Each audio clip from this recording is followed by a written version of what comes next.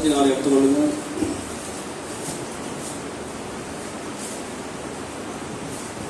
எட்டாம் வசனத்தை நாம் வாசிக்க கேட்போம். கர்த்தர் நல்லவர் என்பதை ருசித்து பாருங்கள், அவர் மேல் நம்பிக்கையா இருக்கிற மனுஷன் பாக்கியவான். அல்லேலூயா. கர்த்தர் நல்லவர் என்பதை ருசித்து பார்க்க வேண்டும். ஆமென். இந்த உலகத்தில் ஆண்டவர் தான் உலகத்தில் நல்லவர், கர்த்தர் தான் நல்லவர். அவரை நாம் ருசித்து பார்க்கணும். பாருங்க, நம்ம எதையோ ருசித்து பார்க்கிறோம், ஆனா ஆண்டவரை நாம் ருசி பார்க்கிற இடம் எங்க தெரியுமா? தேவ சமூகம். ஆமென். அந்த சமூகத்தில் கர்த்தர் நல்லவர் என்பதை நம்ம என்ன பண்ணோம்? ருசித்து பார்க்கணும். நீ கர்த்தர் நல்லவர் என்பதை மக்கள் என்ன பண்றது? உணர்றது கிடையாது. போதனைகளும் கர்த்தர் நல்லவர் என்பதை போதிக்கிறது கிடையாது. பாருங்க, கர்த்தர் எப்படியோ அடிக்கிறவராகவும் கொள்ளுகிறவராகவும், அவர் கொள்ளை நோயில் தராராகவும், அவர் தான் எல்லாம் கிரியும் செய்கிறாரு. அவர் ஜனங்களை அழிச்சிடுறாரு. இயற்கை சிற்றின்பங்களை ஆலை அழிவுகளை கொடுத்து ஜனங்களை அழிக்கிறார் என்று சில போதனைகளை நாம் கேட்கணும். பாருங்க, சில நாட்களுக்கு முன்பாக புயல் வந்தது, வரதா புயல்லாம் வந்தது. பாருங்க, பெரிய ஒரு பாதிப்பு சென்னை பட்டணத்தில் ஏற்பட்டது. அநேக இடங்களில் அது மாதிரி புயல் வருது, சூறாவளி வருது. இந்த அழிவெல்லாம் கர்த்தர் தான் கொண்டு வருகிறான்னு சில மனிதர்கள் சொல்றாங்க. கர்த்தர் நல்லவர், நாமே ருசித்து பார்க்கணும். பாருங்க, கர்த்தர் நல்லவர் என்பது ருசித்து பார்க்காதவங்க என்ன சொல்லுவாங்க? கர்த்தர் தீமை அனுப்புகிறார், பொல்லாப்பு அனுப்புகிறார், கொரோனாவை அனுப்புகிறார், மரணத்தை அனுப்புகிறார் அப்படின்னு சொல்றார். கர்த்தர் எப்படியாவது செய்வாரா? கர்த்தர் நல்லவர். அல்லேலூயா. கர்த்தர் நல்லவர். அவர் மனிதனுக்கு நல்லது மாத்திரம் தான் செய்ய தெரியும். பாருங்க, அவர் நன்மை மாத்திரம், நன்மையான ஈவுகள் மாத்திரம் தான் அவர் கொடுக்க தெரியும். நல்லதை மாத்திரம் தான் அவர் செய்ய தெரியும். நன்மையான ஈவுகள், பூரணமான எந்த வரமும் ஜோதிகள் பிதாவிடத்தில் வருகிறது. அவருக்கு நன்மை மாத்திரம் செய்ய தெரியும், தீமை செய்யத்தக்க அவர் தெரியாது. எந்த தீமையும் என்ன பண்ண மாட்டாரு, அவர் செய்கிறவர் கிடையாது. கர்த்தர் நல்லவர் என்பதை நம்ம ருசி பார்க்கணும். பாருங்க, வயநாட்டில் பெரிய மலை சரிவு உண்டாயிடுச்சு, அது கர்த்தரா செய்தாரு. பாருங்க, பெரிய சீற்றன்பம், அழிவு வருவதுக்கு காரணம் என்ன நினைக்கிறீங்க? எல்லாம் கர்த்தர் செய்யறது கிடையாது. இந்த உலகத்தில் பிசாசு என்கிறவன் இந்த உலகத்தில் இருக்கிறான். அவன் தீமையை செய்கிறவனா இருக்கிறான். பெரிய சீற்றன்பங்களை, பெரிய தீவுகளை அடிக்கிறான், கடல் கொந்தளிப்பு உண்டாக்குறான். இந்த காரியத்தெல்லாம் என்ன நடக்குது? உலகத்தில் நிறைய விஷயங்கள் நடக்குது. அதெல்லாம் நீங்க கவனிச்சு பாருங்க. ஆண்டவர் நன்மை செய்கிறவராக இருக்கிறார், ஆனா தீமை எந்த காலத்தில் என்ன பண்ணாரு? மனுஷனுக்கு செய்யறது கிடையாது. ஆதாம் ஆண்டவர் உண்டாக்கினாரு. உண்டாக்கிட்டு என்ன சொன்னாரு ஆண்டவர் ஆதாம் கிட்ட? என்ன சொன்னாரு? ஏதேன் தோட்டத்தை உண்டாக்கிட்டு தோட்டத்தில் இருக்க எல்லா கனியும் புசிக்கலாம், ஆனா இந்த நன்மை தீமை அறிகிற கனியை மட்டும் நீ புசிக்காதே, புசிக்கிற நாளிலே சாகவே சாவேன்னு சொன்னாரு. என்ன சொன்னாருன்னு நல்லா கவனிக்கணும். பாருங்க, எல்லா நன்மையும் செய்யறாரு, இதை சாப்பிட்டா நீ சாகவே சாவ அப்படின்னு சொன்னாரு. நீ இதை சாப்பிட்டா செத்துருவ அப்படின்னு அப்படி சொன்னாரா? நீ இதை சாப்பிட்டா செத்துருவியா அப்படின்னு சொன்னாரு. சாகவே சாவேன்னு சொன்னாரு.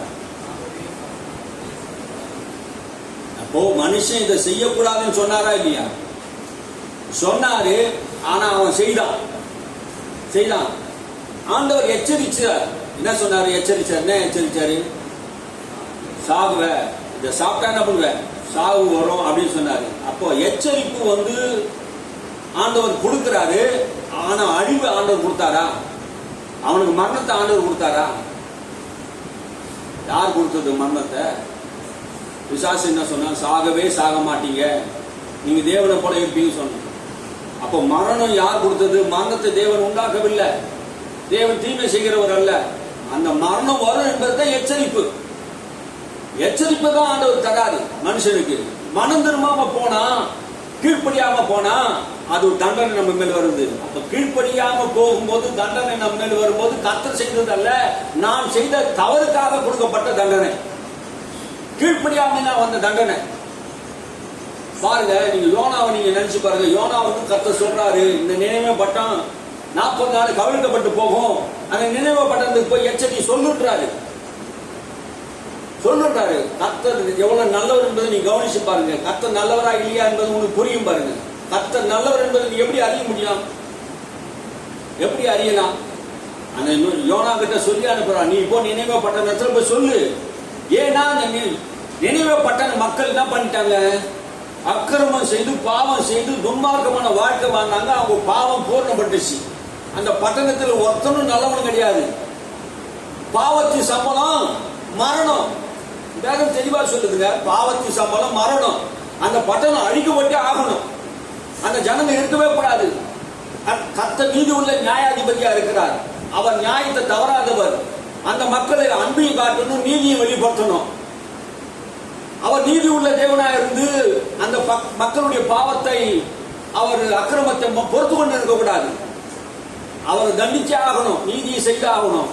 ஆனா அவர் அன்புள்ள தேவனாகவும் இருக்கிறார். இப்ப அன்புள்ள தேவன் என்ன பண்ணாரு, அந்த பட்டணம் மனம் திரும்படியாக 120 கோடி மக்கள், 120 லட்சம் மக்கள் அந்த பட்டணத்தில் இருந்தாங்க பாருங்க. 1,20,000 பேர்ல, ஆமா 1,20,000 பேர், 1,20,000 பேர் என்ன பண்ணாங்க, அந்த பட்டணத்தில் இருந்தாங்க. அந்த 1,20,000 பேருடைய மக்களுடைய வாழ்வை காப்பாற்றுவதற்காக தேவன் விரும்பினார். ஆமே, அதுதான் உண்மை. அதற்காக என்ன பண்ணாரு, யோனாவை அந்த பட்டணத்தில் போய் பேசுன்றாரு. ஏன் பேச சொன்னாரு, நீ சொன்னா அந்த பட்டணத்தை கர்த்தர் அழிப்பாருன்னு சொன்னா அந்த மக்கள் என்ன பண்ணாங்க, மனஸ்தாபப்பட்டு உபவாசித்து மனம் திரும்பி கர்த்தரை நோக்கி ஆண்டவரே பாவங்களை மன்னிங்கன்னு சொன்னா அவர் இரக்கமுள்ளவராயிருந்து அவர் பாவங்களை மன்னிப்பார். எதனால அவன் சாகுறாங்க, பாவத்தினால் தான் சாகுறான், கீழ்ப்படியாம தான் சாகுறான். ஆகினாலே பாவத்தை மன்னிக்கிறவன் நோக்கி அவன் கூப்பிடும் போது அவனுடைய பாவத்தை மன்னிக்கிறான். இல்லையா, அது அடிவிலிருந்து காக்கிறார். கர்த்தர் நல்லவர் தானுங்க. எத்தனை பேர் இப்ப புரியுது, கர்த்தர் நல்லவர். அவனை எச்சரிக்கிறார். பாவிய அவனை அப்படியே அழிச்சு விடல, பாவிய அவன் நேசிக்கிறாரு. ஆனா அவன் மனம் திரும்பி கர்த்தரை நோக்கி அவன் கூப்பிட்டாருன்னா ஆண்டவர் அவனை ரட்சிக்கிறவராக இருக்கிறார். நினைவே பட்டணத்துக்கு ரட்சிப்பு வந்தது எப்படி, அவர் ரெட்டொடுத்தி சாம்பலில் உட்கார்ந்து ஆடு மாடு கொண்டு ராஜா முதற்கொண்டு கடைசி ஆண்டி வரைக்கும் என்ன பண்ணான், உபவாசித்து ஜெபம் பண்ணான், கர்த்தரை நோக்கி ஜெபம் பண்ணான். ஆமென், அல்லேலூயா. எங்கெல்லாம் மனம் திரும்பப்படுகிறாங்களோ அங்கெல்லாம் ஆண்டவர் ரட்சிக்கிறார். அல்லேலூயா. மனம் திரும்ப வேண்டும். நம்ம எல்லாரும் மனம் திரும்பணும். நம்முடைய பாவத்தினால் தான், நம்முடைய கீழ்ப்படியாமல் தான் நமக்கு தீமை வருகிறத தவிர கர்த்தரால் வருகிறது அல்ல. யோபுக்கு வந்த தீமை கர்த்தரால் வந்ததா? யோசிச்சு பாருங்க. கர்த்தர் யோபுவை ஆசீர்வதித்திருந்தார். யோபு பூமியில சகல ஜனங்களை பார்க்க அவன் ஆசீர்வாதமா இருந்தான். வெள்ளி உடைமைகளும் பொண்ணு உடைமைகளும் ஆடு மாடுகளையும் ஒட்டகங்களையும் வேட்பாடுகளையும் பிரதான ஆசீர்வாதவனாக இருந்தான். கர்த்தர் அவனை ஆசீர்வதித்திருந்தார். என்ன, யாருங்க தீமை செய்தது? பிசாசு போய் கேட்கிறான், பிசாசு உத்தரவு வாங்குறான், பிசாசு அவரை அழிக்கிறான். கர்த்தர் ஆசீர்வாதத்தை மாத்திரம் தராரு, தீமை செய்கிறவர் அல்ல. பிசாசு தீமை செய்கிறவனா இருக்கிறான். ஆமென், அல்லேலூயா. நீங்க யோசிச்சு பாருங்க, சிந்தித்து பாருங்க. பிசாசு தீமை செய்கிறான். யோபு இடத்துல வந்து யோபுடைய வாழ்க்கையை நாசப்படுத்துகிறான். யோபுடைய ஆசீர்வாதத்தை திருடுகிறான். யோபுடைய ஆடு மாடுகளை ஒட்டகங்களையும் அவனுடைய பிள்ளைகளையும் ஒரே நாள் எல்லாம் அழிஞ்சு போச்சு. எல்லா தீமையும் பிசாசினால் உண்டானது. எந்த தீமைக்கு தேவன் காரணமா? தேவன் காரணமே கிடையாது. பாருங்க, அல்லேலூயா. தேவன் யோபுடைய விசுவாசத்தை கனப்படுத்தினார். அல்லேலூயா. விசுவாசத்தை நல்ல போராட்டம் போராடணுங்க. தேவன் தருகிறது அல்ல தீமை எல்லாம். தீமை தேவன் தருகிறது இல்ல, பிசாசு தான் சோதிக்கிறான். பிசாசு தான் நம்ம என்ன பண்ண வஞ்சிக்கிறான். பிசாசு தான் கொல்லவும் அடிக்கவும் வருகிறான். வேறொன்றுக்கு அவன் வர்றது கிடையாது. பாருங்க, நம்முடைய வாழ்க்கையில் அவன் ஏன் வரார்? கர்த்தர் நம்மை ஆசீர்வதித்திருக்கிறார். ஆபிரகாமை ஆசீர்வதித்தார், ஆதாம் ஏவாளை ஆசீர்வதித்தார், யாக்கோபு குடும்பத்தை ஆசீர்வதித்தார், இஸ்ரவேலரை ஆசீர்வதித்தார். எந்த மனுஷனை ஆண்டவர் ஆசீர்வதிக்காம போயிட்டாரு? கீழ்ப்படியாம போகும்போது தான் சாபம் வருது.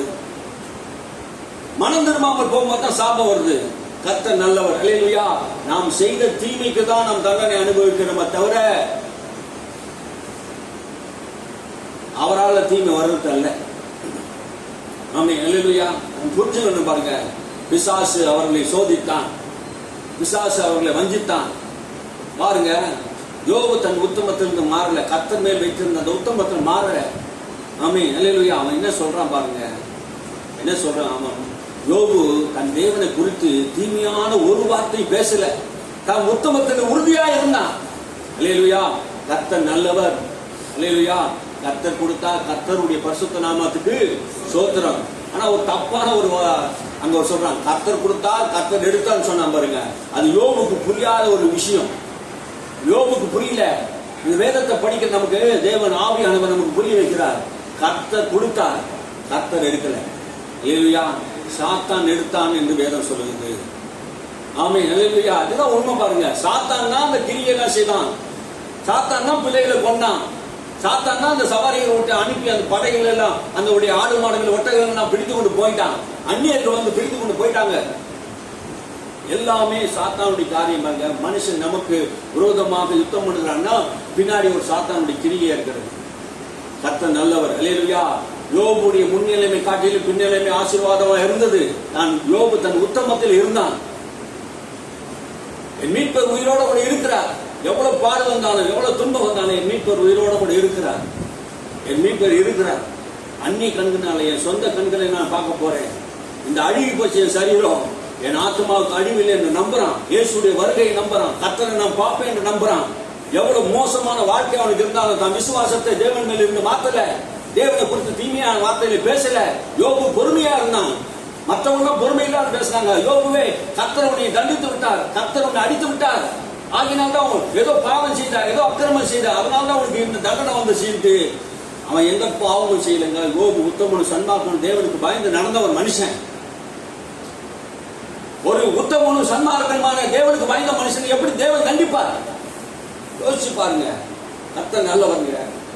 ஆமென். உத்தமனும் சன்மார்க்கனுமான தேவன் எந்த மனுஷனை அவர் தண்டிக்கிறவர் அல்ல. பாவியே அவர் தண்டிக்கிறது இல்லைங்க. பாவிக்கு ஒரு சான்ஸ் கொடுக்கிறார், மனம் திரும்பும்படியாக சான்ஸ் கொடுக்கிறாரு, வாய்ப்பை கொடுக்கிறார், சந்தர்ப்பத்தை கொடுக்கிறாரு. இந்த உலகத்தில் எத்தனையோ பாவி இருக்கிறாங்க, மனம் திரும்புறதுக்காக வாய்ப்பு கொடுக்கிறார், கிருபை காலத்தை கொடுக்கிறார். கர்த்தர் உடனே பாவி நினைச்ச உடனே உலகத்தை அழிச்சுடுவாரா? அழிக்க மாட்டார். ஆமென். கிருபையை தரார், கிருபையை தரார், கிருபையை தரார். பாவம் பெருகி கொண்டு இருக்கும்போது மனுஷனுக்கு அந்த கிருபை தராரு. எப்படியாவது மனம் திரும்பி வருவானா? எப்படியா இன்னைக்காவது நாளைக்காவது மனம் திரும்புவானா? இன்னும் ஒரு 5 வருஷத்துல, இன்னும் ஒரு 3 வருஷத்துல மனம் திரும்பி வருவானா? ஆண்டவர் எதிர்பார்க்கிறார். மனம் திரும்புதல் எதிர்பார்க்கிறார். அழிவு கர்த்தரால் வருவதல்ல, அது பிசாசு கொடுக்கிறான். அவன் முன்னிலைமை காட்டிலும் யோபுடைய வாழ்க்கை பின்னிலைமை ஆசீர்வாதமா இருந்தது. ஆமென். இழந்து போனதை மீண்டும் திரும்ப தந்தார். ஆமென், அல்லேலூயா. கர்த்தர் எவ்வளவு நல்லவருங்க. அவனை ஆசீர்வதிக்கிறாரை தவிர சபிக்கல. ஆதாமுடைய ஆசீர்வாதத்துக்கு காரணம் கர்த்தர் தான். ஆனா அந்த ஆசீர்வாதம் அவனுக்குள்ள நிலைத்திராம போனதுக்கு, ஏதேன் தோட்டத்தில் இல்லாம போனதுக்கு தேவன் காரணம் அல்ல. ஆதாம் ஏவாளுடைய கீழ்ப்படியாம பாவம் தான் காரணம். சாத்தான் அவங்களை வஞ்சித்தான். சாத்தான் அவர் இருதயத்தை ஏவினான், அவர் மனதை குழப்பினான். நம்ம குழப்பி தேவனுக்கு கீழ்ப்படியாம பண்ணி, ஆண்டவருக்கு செவி கொடுக்காத பண்ணி, தேவனுடைய கட்டளைகளும் பிரமாணங்களையும் செவி கொடுக்காதபடி பண்ணி நம்மளையே விழ வைப்பான். சாத்தானுடைய வேலை என்ன தெரியுமா? நம்ம ஆண்டவருக்கு கீழ்ப்படியாம போயிட்டாலே பாவம் வந்துடும். பாவம் நம்ம என்ன பண்ணிடும்? கொன்னுடும், அழிச்சிடும். பாவம் தாங்க நம்ம கொள்ளுது. அந்த பாவம் என்ன செய்யுது? நம்ம அழிக்குது, ஒரு வாழ விடாதபடி செய்யுது. ஆனால் கர்த்தர் நல்லவர் என்பதை புரிந்து கொள்ளுங்க. கர்த்தர் நம்மை ஆசீர்வதிப்பாராக. அல்லேலூயா. கர்த்தர் நல்லவர் என்பதை ருசித்து பாருங்கள். கர்த்தர் நல்லவர் என்பதை ருசித்து பாருங்க. அவர் மேல் நம்பிக்கையா இருக்கிற மனுஷன் வாக்கியவான். கர்த்தர் மேல் நம்பிக்கையா இருங்க. இந்த உலகம் 1000 சொல்லட்டும், என் தேவன் நல்லவரா இருக்கிறார். நம்பிக்கையா இருங்க. யோபு தன் நம்பிக்கையில உறுதியா இருந்தான், உத்தமமா இருந்தான், கர்த்தர் மேலே நம்பிக்கையா இருந்தான். அவர் மேல் நம்பிக்கையா இருக்கிற மனுஷன் பாக்கியவான். அவன் ஆசீர்வதிக்கப்பட்டவன். அவன் சந்ததி ஆசீர்வாதமா இருக்கும். பரிசுத்தவான்கள் எல்லாம் கர்த்தரை நம்பினாங்க. ஆபிரகாம் கர்த்தரை நம்பினார். 25 வருஷம் ஆனாலும், காலதாமதம் ஆனாலும் அவனுக்கு பிள்ளை இல்லை. ஊரார் ஒற்றார் எல்லாம், உலகமெல்லாம் பிள்ளையிலேயே மலடனா இருக்கிறானே, மலடியா இருக்கிறாரே, கிழவனாயிட்டாங்களே, இனியும் ஒரு சந்ததி பிறக்காது என்று இன்னொன்னு சொன்னாங்க. ஆனா கர்த்தருடைய வாக்குத்தத்தத்தை அவன் நம்பினான். அவன் உண்மையா இருந்தான். அல்லேலூயா. ஆபிரகாமுடைய வாழ்விலே கர்த்தர் நன்மைகளை செய்தார். கர்த்தரை நம்புகிற மனுஷன் பாக்கியவான். அல்லேலூயா. அதான் சொல்றாரு, நம்பிக்கையா இருக்கிற மனுஷன் பாக்கியமா. அவர் மேல் நம்பிக்கையா இருக்கிற மனுஷன் பாக்கியமா. நாம் யார் மேல நம்பிக்கையா இருக்கணும்? கர்த்தரை நம்பணுங்க. கர்த்தரை நம்பாம வேற யாரை நம்ப போறீங்க? அல்லேலூயா. உன்னை உண்டாக்கினவர், உன்னை படைத்தவர், உனக்காக இந்த பூமியில் இறங்கி வந்தவர், உனக்காக ரத்தம் சிந்தினவர், உனக்காக ஜீவன் கொடுத்தவர். அல்லேலூயா. தன் சொந்த குமாரன் என்று பார்க்காமல் அவரையே நமக்கு தான பலியாக, கிருபாதார பலியாக கொடுத்தவர். உங்களுக்கு ஆசீர்வாதத்தை அருளாது இருப்பது எப்படி? நன்மை செய்யாது இருப்பது எப்படி? நன்மை செய்வார் அவர். அவர் எப்படி தீமை செய்ய முடியும்? உன்னை பாவத்திலிருந்து விடுதலையாக்க தானே அவர் பாவம் ஆக்கப்பட்டாரு. உன்னை நியாயத்திலிருந்து உனக்கு நியாயம் கொடுப்பதற்காக அவர் தானே நியாயத்திற்கு ஒப்பு கொடுத்தார் தன்னை. உன்னை நரகத்திலிருந்து விடுதலையாக்குவது தானே தனியே ஒப்பு கொடுத்தாரு. அவர் எப்படி உனக்கு தீமை செய்வார்? நீ நரகத்துக்கு போயிடக்கூடாது, பாவத்தில் விழுந்து விடக்கூடாது என்பதற்காகத்தான் அவரே ஒப்பு கொடுத்தாரு. அவர் எப்படி தீமை செய்ய முடியும்? அவரால் தீமை செய்ய முடியுமா? தீமை செய்யாத சுத்த கண்ணரா இருக்கிறார். தீமையை பார்க்க மாட்டார். உன் வாழ்க்கையில இருக்க தீமையை பார்க்கல. ஏன் தெரியுமா? இயேசுவை விசுவாசிக்கிற உன் வாழ்க்கையில அவர் உன் வாழ்க்கை தீமையை பார்க்கறது இல்ல, பாவத்தை பார்க்கறது இல்ல. ஏன்னா இயேசு கிறிஸ்து ரத்தம் சகல பாவத்தை கழுவி நம்மை சுத்திகரிக்கிறது. அல்லேலூயா. நம்முடைய நீதியை பார்த்த ஆண்டவர் நம்ம ரட்சிக்கல, நம்முடைய உண்மையை பார்த்த ஆண்டவர் நம்ம ரட்சிக்கல. இயேசு கிறிஸ்துவின் உண்மையும் அந்த நீதியை பார்த்து நம்ம ரட்சிக்கிறவரா இருக்கிறார். அல்லேலூயா. அந்த உண்மை நமக்கு, அந்த அவருக்கு நம்ம உண்மையா இருக்கணும் பாருங்க. உண்மையா வாழணும், ஆண்டவரை உண்மையா தேடணும், நம்பிக்கையா இருக்கணும். கர்த்தர் மேலே நம்பிக்கையா இருக்கிற மனுஷன் பாக்கியவான், அவன் செய்வதெல்லாம் வாய்க்கும். நீ ஆண்டவர் நம்பி ஆண்டவருடைய ஆலயத்துக்கு வரணும். நீயும் உன் பிள்ளையும் உன் மனைவி எல்லாரும் ஆண்டவரை தேடி வரணும். ஆமென். அல்லேலூயா. எல்லாரும் ஆண்டவரை தேடி வரணும். நானும் என் வீட்டாருமோ என்றால் கர்த்தரையே சேவிப்போம். எல்லாரும் கர்த்தரை தேடணுங்க. எல்லாரும் கர்த்தரை தேடி வரணும். எல்லாரும் கர்த்தரை நம்பி வரணும். அவர் மேல் நம்பிக்கையா இருக்கிற மனுஷன் பாக்கியவான். யாரு மேல? நம்முடைய ஆண்டவர் மேல் நம்பிக்கையா இருக்கணும். அல்லேலூயா. எதுவும் தலையிலிருந்து ஒரு முடி கூட விடாதுங்க. கர்த்தர் உனக்கு நன்மை செய்வார். உன் சத்ரு உனக்கு முன்பாக ஓடி போவான்.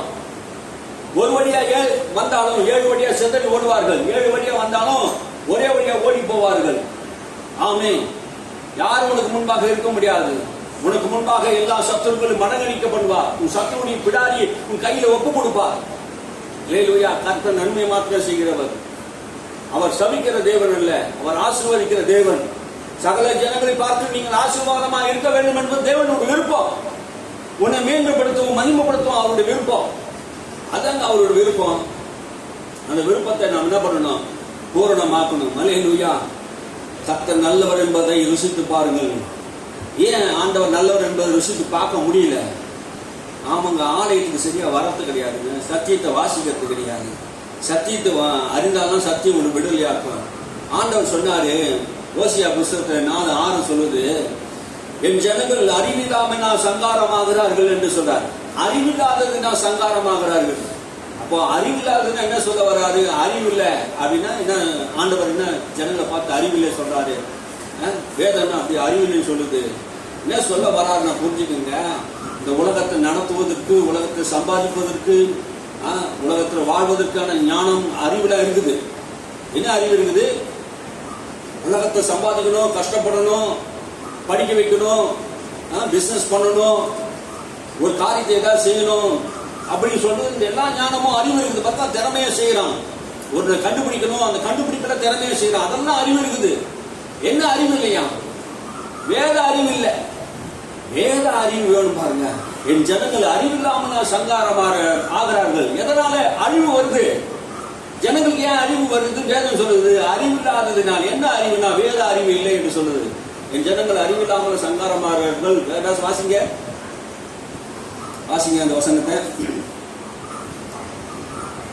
என் ஜனங்கள் அறிவில்லாமையினால் சங்காரமாகிறார்கள். நீ அறிவை வெறுத்தாய், ஆகையால் நீ என் ஆசாரியனாய் இராதபடிக்கு நானும் உன்னை வெறுத்து விடுவேன். நீ உன் தேவனுடைய வேதத்தை மறந்தாய், ஆகையால் நானும் உன் பிள்ளைகளை மறந்து விடுவேன். நீ அறிவை வெறுத்த, உன் தேவனுடைய வேதத்தை நீ மறந்துட்ட. இப்ப என்ன பிரச்சனைனா, நமக்குள்ள என்ன பிரச்சனை? ஏன் நமக்கு அழிவு வருது? ஏன் நமக்கு பாதிப்பு வருதுன்னா, நம்ம அறிவை வெறுத்துட்டோம். கர்த்தருடைய வேதத்தை நம்ம மறந்துட்டோம். அதனாலதான் நமக்கு அழிவு வருது பாருங்க. வேதத்தை மறந்துட்டோம். சத்தியத்தை அறிவி, சத்தியம் உன்னை விடுதலையாக்கும் என்று வேதம் சொல்லுது. சத்தியத்தை அறிவி, சத்தியம் உன்னை விடுதலையாக்கும். இப்போ சத்தியத்தை நீ அறியாம இருந்தீங்கன்னா, வேதத்தை பல வருஷமா சபைக்கு வந்து சத்தியத்தை அறியாம புரியாம இருந்துட்டா, கர்த்தர் நல்லவர் என்பதை ருசி பார்க்காம இருந்துட்டுனா, கர்த்தர் குணத்தை புரியல, கர்த்தர் இரக்கத்தையும் அவர் அன்பையும் தயவையும் உன்னால உணர முடியல, அவர் யார் என்பது, எப்பேற்பட்டவர் என்பதை நீ புரிந்து கொள்ளணும்னா எப்படி உன்னை விடுதலை ஆகும்? என் வாழ்க்கையில என்ன நடக்கிறதெல்லாம் தேவன் தான் காரணம் அப்படின்னு நீ நினைச்சு நிற்க. கர்த்தருக்கு தெரியாதா? என் பாடு தெரியாதா? என் குறைவு தெரியாதா? நான் பற்றாக்குறையில் இருக்கிறேன், கவலையில் இருக்கிறேன், கண்ணீரில் இருக்கிறேன், வேதனை இருக்கிறேன், கடவுளுக்கு கண்ணு இல்லையா அப்படி நம்ம கேட்கிறோம். ஆண்டவர் பார்த்து ஆண்டவர் சொன்னாரு, என் ஜனங்கள் அறிவில்லாமல் இருக்கிறாங்க. நான் செய்யாத காரியம் ஒண்ணும் இல்லை. தன் குமாரன் உங்களுக்காக கொடுத்து எல்லா ஆசீர்வாதத்தை நம்பி வச்சுட்டாரு. எதை உங்களுக்கு கொடுக்காம போயிட்டாரு? உனக்கு வேத அறிவு இல்லை, நான் செய்ததை குறித்து உனக்கு ஞானம் இல்லை. அதனால்தான் நீ உங்களுக்கு அறிவு வருகிறது. நீ வேதத்தை மறந்துறியே, நான் கொடுத்த சத்திய வேதத்தை மறந்துறீங்களே. நான் வேதத்தை நான் உங்களுக்கு எழுதி கொடுத்தேன், அது மகத்துவம் உள்ளதா இருந்தது. அந்நிய அடிமை இருந்தீங்களே, உங்களுக்கு மகத்துவத்தை நான் எழுதி கொடுத்தேன், என் வார்த்தை உங்களுக்கு ஆசீர்வாதமா இருந்தது. உன் தேவனாய் கர்த்தரை நினைப்பாயாக, அவரே உன் தேவன், அவரை மாத்திரம் நீ சேவிச்சா சகல ஜனங்களை காட்டிலும் நீ ஆசீர்வாதமா இருப்பேன்னு எழுதி இருக்கிறதே. நீ கர்த்தரை பின்பற்றும் போது உனக்கு ஆசீர்வாதம் நன்மை உனக்கு பின்தொடருமே. அதான வேதம் சொல்லுது.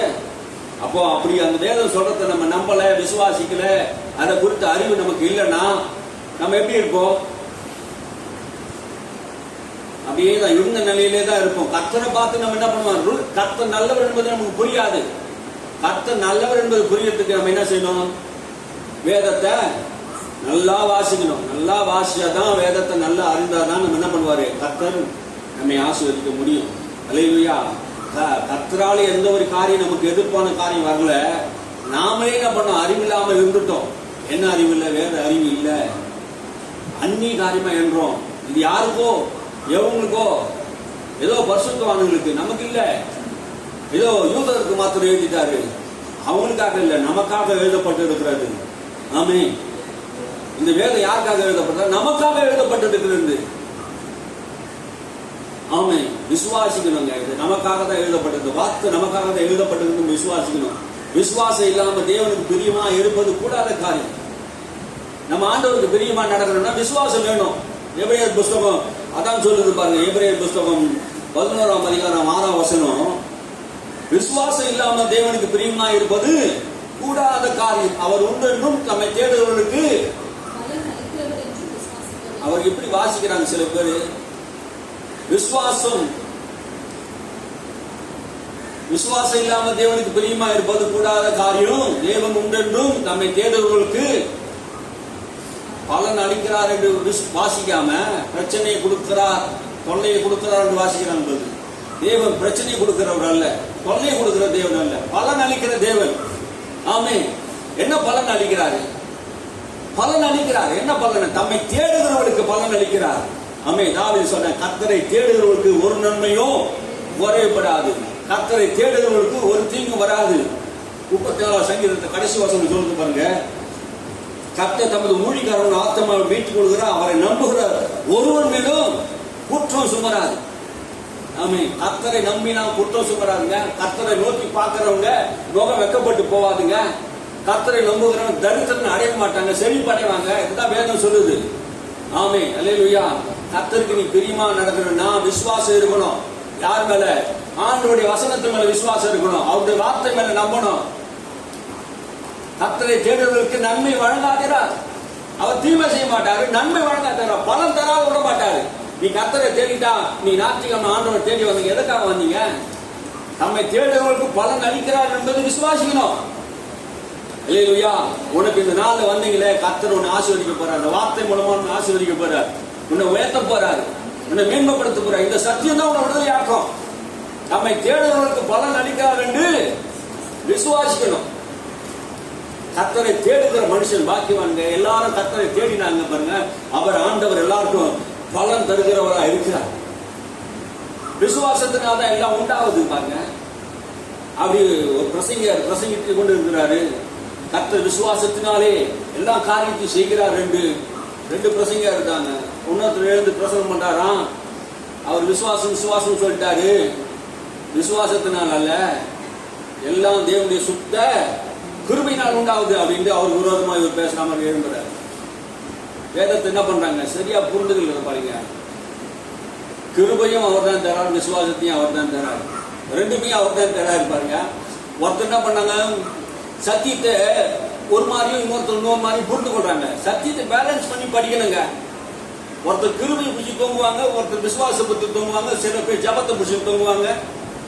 பேலன்ஸா இருக்கணும். போதனை எப்படி இருக்குன்னா, கரெக்டா படிக்கணும். வேதத்தை சரியா படிக்கணும். சரியாம படிக்கிறதுனால என்ன பண்ணுவாங்க? ஒருத்தரை குறை சொல்லி தாக்கி தான் பேசணும். ஒருத்தர் குறை சொல்லி தாக்கி தான் பேசிட்டு இருக்கணும் பாருங்க. பைபிள் இன்னைக்கு சரியா போதிக்கிற ஆட்கள் குறைவா இருக்கிறாங்க பாருங்க. எல்லாம் அறவைக்காடுங்களா சில பேர் இருக்கிறாங்க. அறவைக்காடு ஒண்ணுமே பைபிள் காலேஜ் படிச்சிருக்க மாட்டான், சத்தியத்தை ஒழுங்கா உணர மாட்டான், ஒரு சபையில உட்காந்து வசனத்தை கேட்டு இருக்க மாட்டான், ஒரு பாட்டு பாடின உடனே 2 வசனங்கள் பிரசங்கம் பண்ண உடனே அவன் ஊழியக்காரன் ஆயிடுவான். முழுசா அவனுக்கு ஒன்றும் தெரியாது, சத்தியம் தெரியாது. அடங்கி இருக்கணுங்க, கர்த்தர் கையில் அடங்கி இருக்கணும். ஏற்ற காலம் வரும்போது உயர்த்துவார். அவருடைய உயர்வுக்காக காத்திருக்கணும். நானே ஊழியக்காரன் ஆயிடுறேன், நானே பிரசங்கி ஆயிடுறேன். நீங்களே ஊழியத்துக்கு வரக்கூடாது, ஆண்டவர் நியமிக்கணும். அல்லேலூயா. அழைப்பு கிருபை வரங்களும் மாறாததா இருக்கிறது. அல்லேலூயா. ஆண்டவர் நியமிப்பார். காலம் வரும்போது ஆண்டவர் அந்த காரியத்தை செய்வார். அப்படியேப்பட்டவங்க என்ன பண்றாங்க, இந்த தவறான காரியங்கள் உபதேசத்தை என்ன பண்ண, பணத்துக்காக கிருபையை ஒரு மாதிரியாகவும் விசுவாசத்தை ஒரு மாதிரியும் மாத்தி மாத்தி பேசுறாங்க. அப்படி பேசக்கூடாது. நீ வாசிச்சு பாருங்க, ரோமர் புஸ்தகம் 5ஆம் அதிகாரத்தில் ரோமர் 5:1-2 வாசிங்க.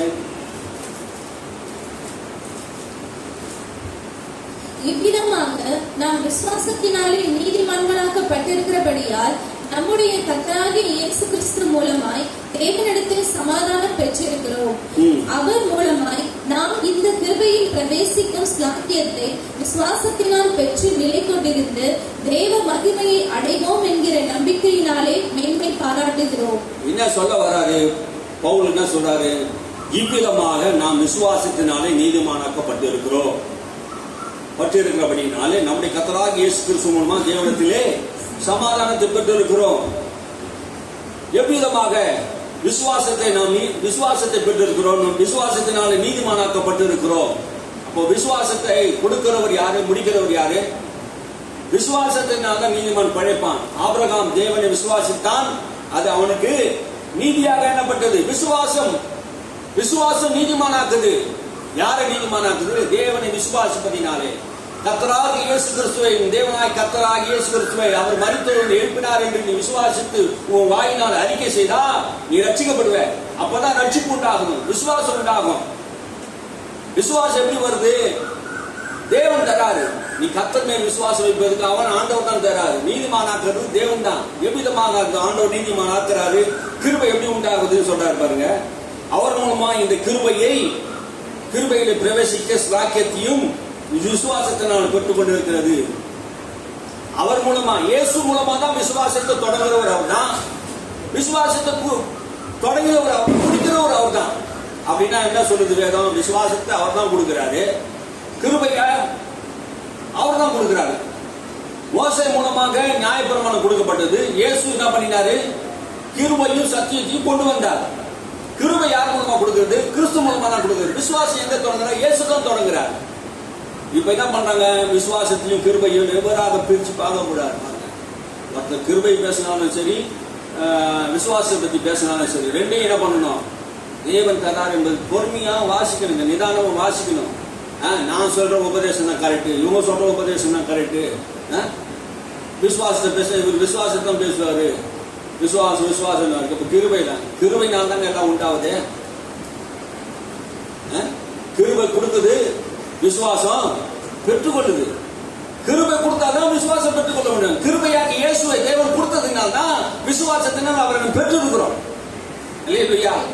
இப்ப விசுவாசத்தையும் அவர் தான் கொடுத்தாரு, கிருபையும் அவர் தான் கொடுத்தாரு. இதை புரிஞ்சிக்காம என்ன பண்ணக்கூடாது?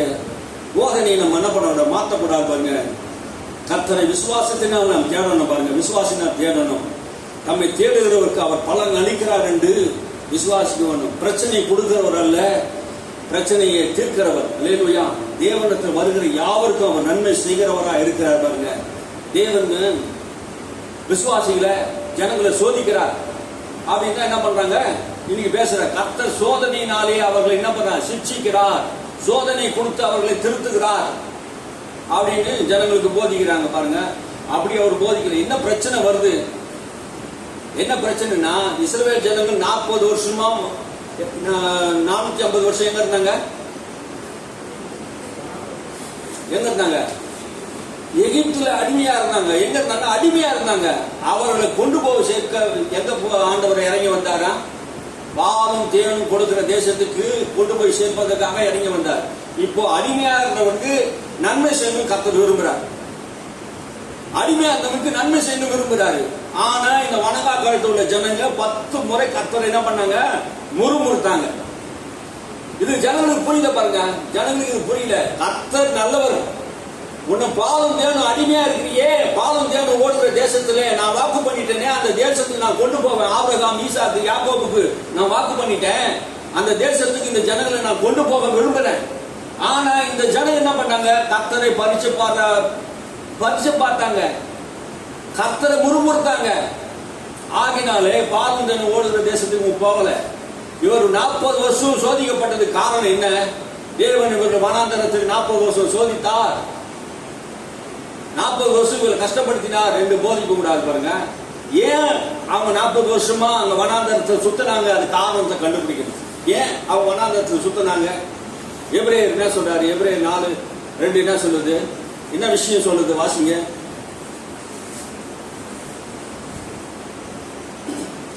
ஏனெனில் சுவிசேஷம் அவர்களுக்கு அறிவிக்கப்பட்டது போல நமக்கும் அறிவிக்கப்பட்டது. கேட்டவர்கள் விசுவாசம் இல்லாமல் கேட்டபடியினால் அவர்கள் கேட்ட வசனம் அவர்களுக்கு பிரயோஜனப்படவில்லை. அவர்கள் சுவிசேஷம் அறிவிக்கப்பட்டது யாருக்கு? பாலும் தேனும் ஓடுகிற தேசத்துக்கு போவீங்க வாங்கன்னு சொல்லி அவருக்கு சுவிசேஷம் அறிவிக்கப்பட்டது. யார்? மோசே மூலமா அறிவிக்கப்பட்டது சுவிசேஷம். கேட்டவர்கள் விசுவாசம் இல்லாத கேட்டபடினாலே கேட்ட வசனம் பிரயோஜனம் இல்லை. அவருடைய அவிசுவாசத்தினாலே அவர்கள் அந்த தேசத்திலே பிரவேசிக்கவில்லை. அவருடைய அவிசுவாசத்தினாலே. கேட்டவர்கள் எப்படி கேட்டாங்க வசனத்தை? அப்போ வாக்குத்தத்தம் நம்ம சொல்றோம் அந்த சபையில, நீங்க எப்படி கேட்கறீங்க?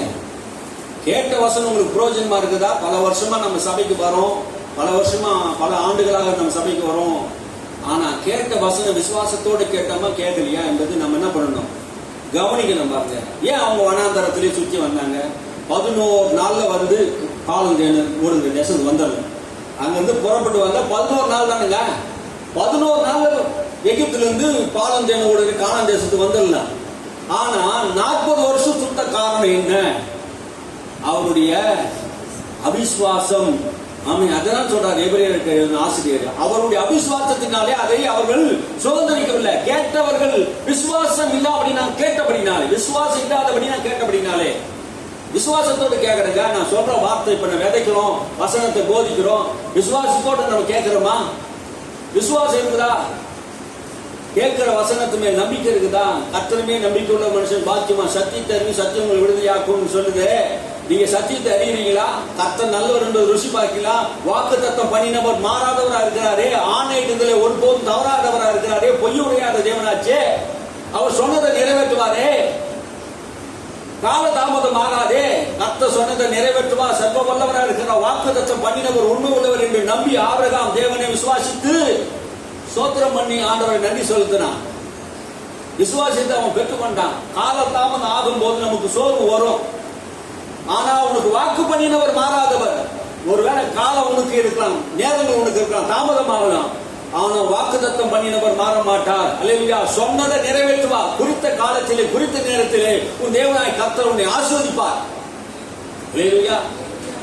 விசுவாசத்தை விட்டுறக்கூடாதுங்க. கர்த்தருமே நம்பிக்கையா இருக்கணும். சுட்டு போட்டாலும் கொண்டு போட்டாலும் கர்த்தருமே நம்பிக்கையா இருப்பேன். சாத்ராக், மேஷாக், ஆபேத்நேகோ அவங்க விசுவாசித்தாங்க பாருங்க. நீ கொண்டு போட்டாலும் சரி, இந்த தீயில நான் அக்கினியா போட்டாலும் சரி, நீ நிறுத்தின பொற்சலை நான் வணங்க மாட்டேன். கர்த்தருமே நம்பிக்கையா இருந்தாங்க. தானியேல் கர்த்தருமே நம்பிக்கையா இருந்தான்.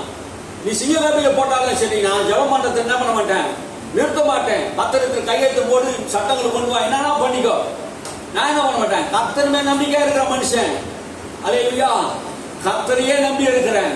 என் வாழ்க்கையில ஒரு நன்மையும் நடக்காம போவாது. அல்லேலூயா. எல்லா நன்மையும் எனக்கு வரும். உயிரே போனாலும் சாவே எனக்கு எதிரில் வந்தாலும் நான் பயப்பட மாட்டேன். ஏன்னா அந்த சாவை வென்றவர் என்னோட கூட இருக்கிறார். மரணத்தை ஜெயித்தவர் என்னோட கூட இருக்கிறார். உபத்திரமோ பிரச்சனையோ போராட்டமோ கிறிஸ்துவின் அன்பை விட்டு என்னை பிரிக்க மாட்டாது. நம்முடைய வாழ்க்கையிலே கிறிஸ்துவை பிரிப்பதற்காக போராட்டங்கள் வரும், பிரச்சனைகள் வரும். ஆனா கிறிஸ்துவின் அன்பு நம்ம விட்டு என்ன பண்ணக்கூடாது, ஒரு நாளும் மாறக்கூடாது. அல்லேலூயா. அல்லேலூயா. அந்த வசனம் அப்படிதான் சொல்லுது பாருங்க.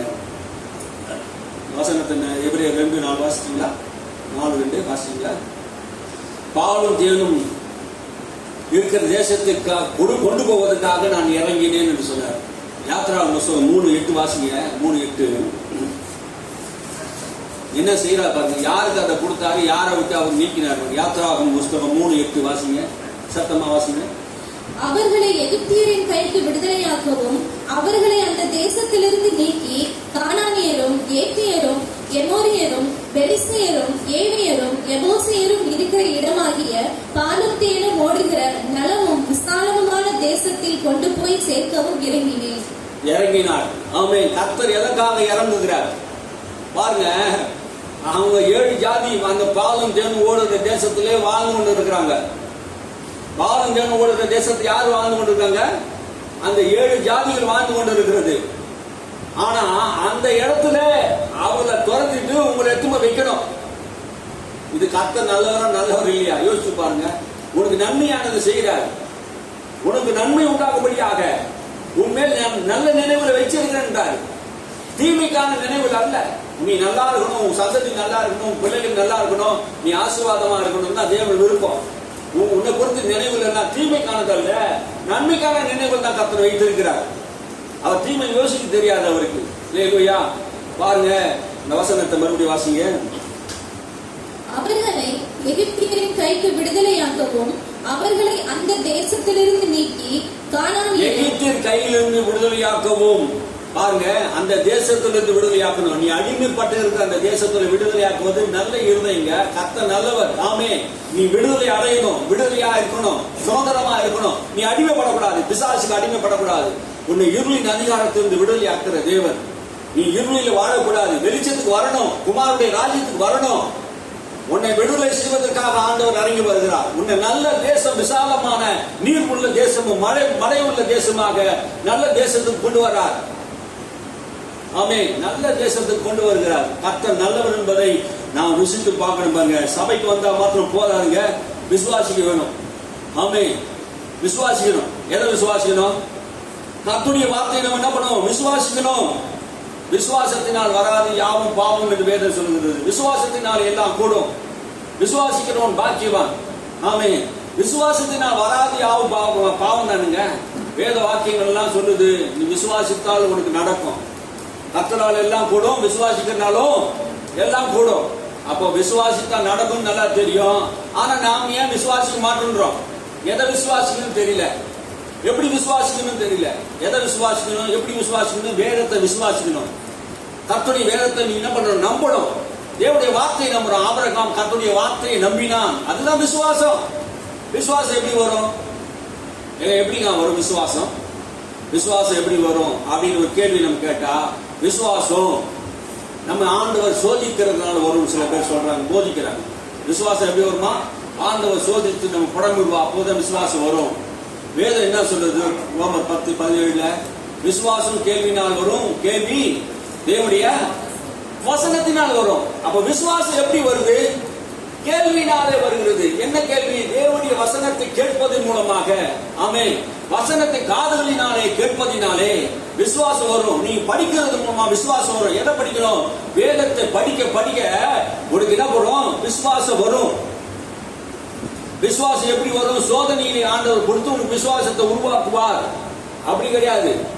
வார்த்தையில அதிகமா கேட்கணும். இரவும் பகலும் கர்த்தருடைய வார்த்தை மேல கவனமா இருக்கணும். பாருங்க, விசுவாசத்தை ஆண்டவர் உங்களுக்கு கொடுக்கிறார். வார்த்தையை அதிகமா படிக்கணும். அவனவனுக்கு பகிர்ந்து கொடுக்கப்பட்ட விசுவாசத்தின் அளவுபடியே அவனவனுக்கு ஆண்டவர் பகிர்ந்து கொடுக்கிறார் விசுவாசத்தை. ரோமர் புத்தகம் 12ஆம் அதிகாரத்தில் சொல்றது, அவனவனுக்கு தேவன் பகிர்ந்து அளிக்கப்பட்ட விசுவாசத்தின் அளவுபடி. பகிர்ந்து அளிக்கப்பட்ட அளவு. எவ்வளவு அளவு உங்களுக்கு விசுவாசம் இருக்குது? அளவு இருக்குதுங்க. விசுவாசம் எப்படி அளக்க முடியும்? விசுவாசத்தை, உங்க விசுவாசத்தை எப்படி அளக்க முடியும்? விசுவாசத்தை எப்படி அளக்க முடியும் அப்படின்னு பார்த்தா, நீங்க எந்த அளவுக்கு தேவனுடைய வார்த்தையை கேட்டுக்கனே இருக்கிறீங்களோ அந்த அளவுக்கு தான் உங்களுக்கு விசுவாசம் இருக்கும். எந்த அளவுக்கு தேவனுடைய வார்த்தை உங்க இருதயத்திலே, மனதிலே, உங்க சிந்தையில, வாயில இருக்குதோ அந்த அளவுக்கு தான் உங்க விசுவாசம். ஆமே. நான் கர்த்தருடைய வார்த்தை இரவும் பகலும் என்ன பண்ணுவேன்? கேட்டுக்கினே இருப்பேன். ஆமே. யார் செய்வது வாய்க்கும்? கர்த்தருடைய வேதத்திலே இரவும் பகலும் தியானமா இருக்கிற மனுஷன் அவன் செய்வதெல்லாம் வாய்க்கும். அப்போ வாழ்க்கையில எல்லாம் வெற்றி அடைய, சக்சஸ் அடைய ஆண்டவர் ஒரு வழியை வைத்திருக்கிறாரு. தேவனுடைய வார்த்தை இரவும் பகலும் என்ன பண்ணணும்? தியானித்துக் கொண்டு இருக்கணும், அதை படித்துக் கொண்டு இருக்கணும். விசுவாசம் எப்படி வரும்? கேள்வினால வரும். கர்த்தருடைய வார்த்தையை கேட்கறதுனால வரும். உன் விசுவாசத்தை எப்படி அளக்கலாம்னா, நீ எந்த அளவுக்கு வசனத்தை கேட்கிற, எந்த அளவுக்கு தேவன் பெரியமா இருக்கிற, அவருடைய வார்த்தை உங்க விசுவாசத்தை உண்டாக்குறது. ஆமென். கர்த்தர் மேல் நம்பிக்கையா இருக்கணும். அதுதான் உன் வாழ்க்கையில பெரிய காரியங்களை செய்யும் பாருங்க. பிரச்சனையை தந்து நம்மை தேவன் பூர்ணப்படுத்துகிறவர் அல்ல. பிரச்சனையை தந்து தேவன் நம்ம என்ன பண்றாரு? பூர்ணப்படுத்துகிற தேவன் அல்ல. இப்போ ஆதி யோவான் சுவிசேஷத்தை நீங்க எடுத்துக்கொள்ளுங்க. யோவான் சுவிசேஷம்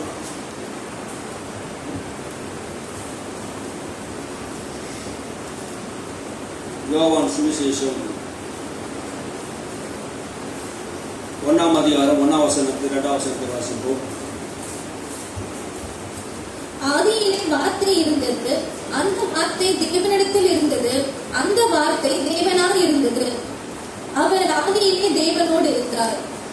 சகலமும் அவர் மூலமாய் உண்டாயிற்று, உண்டானதொன்றும் அவரே அல்லாமல் உண்டாகவில்லை. ஆதியிலே வார்த்தை இருந்தது, ஆதியிலே வார்த்தை இருந்தது, அந்த வார்த்தை தேவனிடத்திலிருந்து, அந்த வார்த்தை தேவனாக இருந்தது, அந்த வார்த்தை அந்த வார்த்தை அந்த வார்த்தை. அப்ப என்ன சொல்ல வராது? இயேசு ஆதியிலே வார்த்தையா இருந்தார், அந்த வார்த்தை தேவனிடத்திலிருந்து, அந்த வார்த்தை இந்த பூமிக்கு வந்தது. ஆமென்.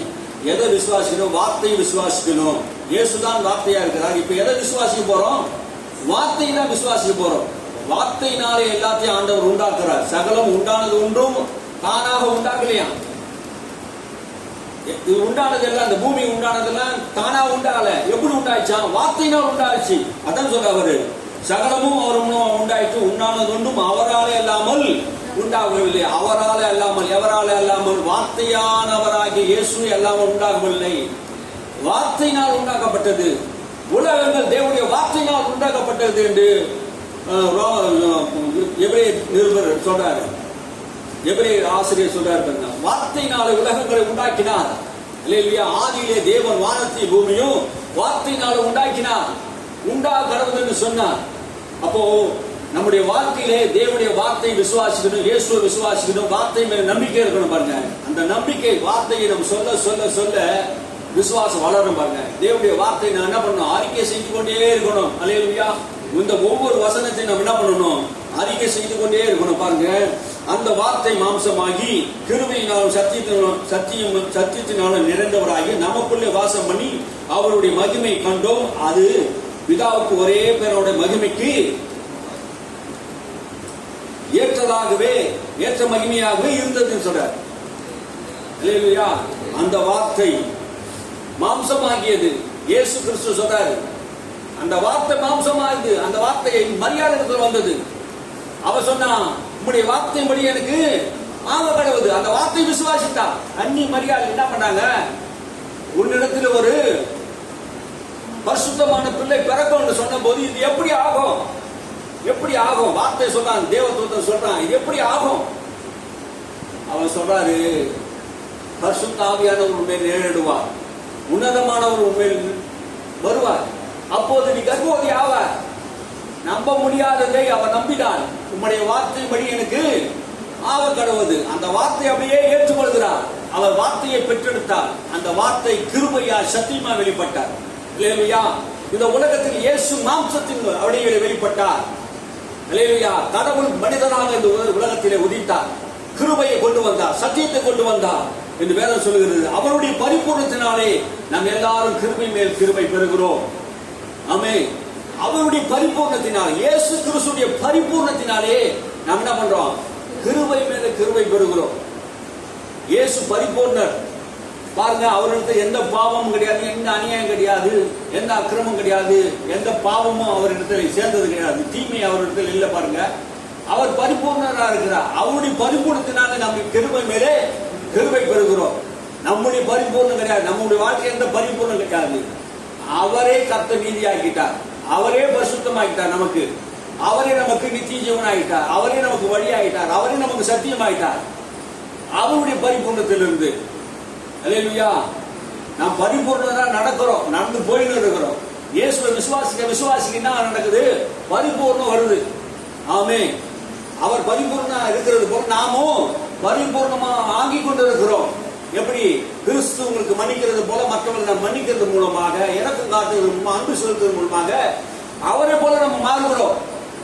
பூரணராக நம்ம கடந்து போகிறோம் என்று வேதம் சொல்லுது. நாம் பூரணனாக மனுஷனாக கடந்து போகிறோம். அவருடைய பரிபூர்ணத்தினாலே நாம் கிருபை மேல் கிருபை பெறுகிறவராக இருக்கோம். அல்லேலூயா.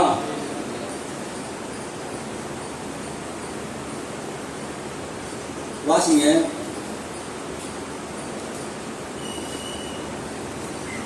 மார்க் எழுதின சுவிசேஷம் 14 அதிகாரம் 14-15.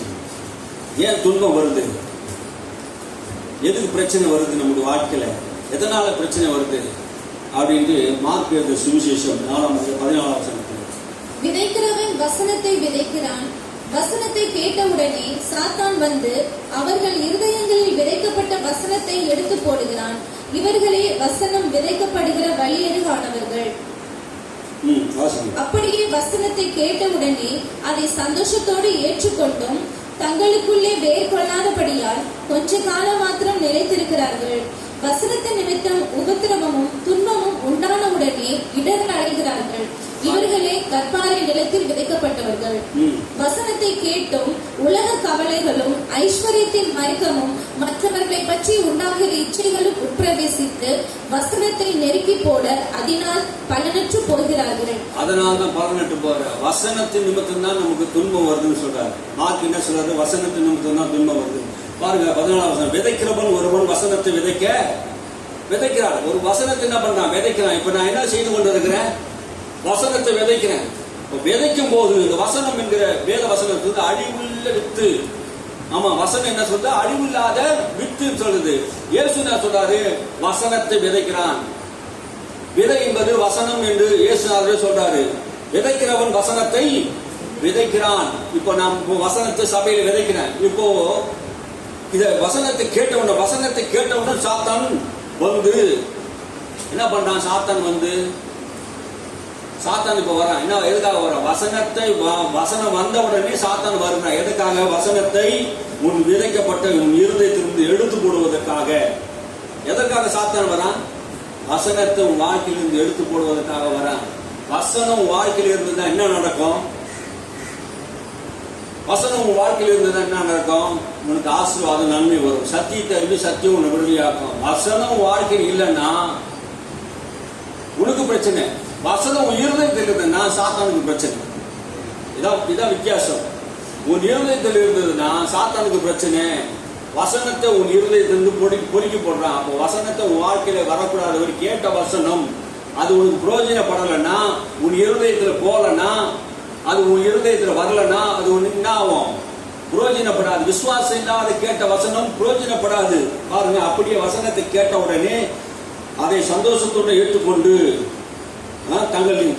தங்களுக்குள்ளே வேர்கொள்ளாதபடினாலே கொஞ்ச காலம் மாத்திரம் நிலைத்திருக்கிறார்கள். வசனத்தின் நிமித்தமும் உபத்திரமும் துன்பமும் உண்டானவுடனே இடர்கள் அடைகிறார்கள்.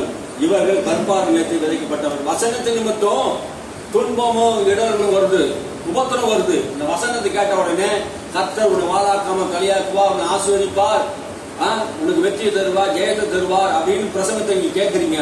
வீட்டுக்கு போன உடனே இது தலைகீழா மாறுது.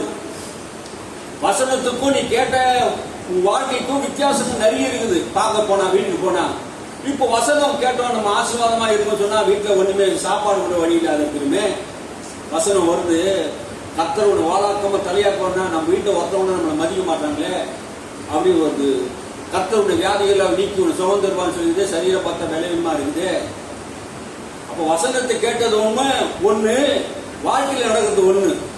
அப்போ வசனத்துக்கும் வாழ்க்கைக்கும் பெரிய பிரச்சனை இருக்குது பாருங்க. கேட்ட வசனம் விசுவாசத்தினாலே நீ கேட்டீங்கன்னா அந்த வசனம் உனக்கு பலன் தரும். அப்ப நீ சரியா கேட்கல, கர்த்தருடைய வார்த்தை சரியா கேட்கறதா அந்த துன்பத்தை பார்த்து சாத்தான் அந்த வசனத்தை உன் இருதயத்திலிருந்து எடுத்து போயிடுவான். அவன் ஒரு வசனம் போக்கி அவன் என்ன பண்ணுவான்? வசனத்தை உன் இருதயத்துல போடக்கூடாது. அந்த வசனம் உன் இருதயத்தை போட்டா அது என்ன பண்ணும்? வார்த்தை புள்ளப்பட்ட என்ன ஆகும்? அது வசனம் வளர்ந்து வந்துடும், பலனை கொடுக்கும். வசனம் பலனை கொடுக்கும். ஆகினால் தான் என்ன பண்றான்? சாத்தான் வந்து நீங்க பலன் கொடுக்க கூடாதபடி, நீ நன்மை அனுபவிக்க கூடாதபடி, நீங்க சுகத்தை அனுபவிக்க கூடாதபடி, வெற்றியை அனுபவிக்க கூடாதபடிக்கு, ஆசீர்வாதமான நன்மைகளை பெறக்கூடாதபடிக்கு வசனத்தை பொறுக்கி போயிடறான். வசனம் வாழ்க்கை இருந்ததுன்னா பிசாசுக்கு தான் வசனம். அவனுக்கு துன்பத்தை உண்டாக்க வேண்டும்னா, அவனுக்கு உபத்திரத்தை உண்டாக்கணும்னா தேவனுடைய வசனத்தினால் நிரம்பி இருக்கணும். இயேசு கிறிஸ்து வசனத்தினால் நிரம்பி இருந்ததுனால தான் அவர் வசனம் எழுதி இருக்கிறது சொல்லி என்ன பண்ணாரு? பிசாசே துரத்தினார். அல்லேலூயா. வசனம் இருந்தா அதுதான் ஆவியின் பட்டயம். எது? தேவனுடைய வார்த்தை தான் ஆவியின் பட்டயமா இருக்குது. இந்த ஆவியின் பட்டயம் கத்தி. இல்லையா? இந்த கத்தியை பார்த்தா பிசாசு பயப்படுவான். ஆமே. எத்தனை பேர்கிட்ட கத்தி இருக்குது? தேவனுடைய வார்த்தை தான் அந்த கத்தியா இருக்குது. இருபுறமும் கருப்புள்ள பட்டயமா இருக்கிறது. ஆமே. அது எல்லாத்தையும் வெட்டக்கூடியதா இருக்கிறது. எல்லா ஆவை மண்டலம் இருக்கிற சேனைகளை எல்லாம் அழிக்கக்கூடிய தேவனுடைய வார்த்தை. இந்த வார்த்தையை வைத்துதான் உலகங்களை உண்டாக்கினான். இந்த வார்த்தை வைத்துதான் பிசாசுகளை துரத்தினான். இந்த வார்த்தை வைத்துதான் அதிகாரத்தோடு பேசினார். இந்த வார்த்தை வைத்துதான் சகலத்தை உண்டாக்கினார். அல்லேலூயா. வார்த்தை மாம்சமானது. வார்த்தையை விசுவாசிக்கணுங்க. கர்த்தர் நல்லவர். அல்லேலூயா. உனக்கு ஆவியின் பட்டயத்தை கொடுத்திருக்கிறார். இந்த வசனம் தான் ஆவியின் பட்டயம். இதை எடுத்து நீங்க வாயை திறந்து பேசும்போது பிசாசு அலறி ஓடுவான். அல்லேலூயா. கர்த்தர் உனக்கு ஜெயத்தை தருவார், வெற்றியை தருவார். கர்த்தர் உன்னை மேலான ஆசீர்வாதத்தை கொண்டு போகிறார். கர்த்தர் நல்லவர் என்பதை நீங்க ருசிக்கணும்.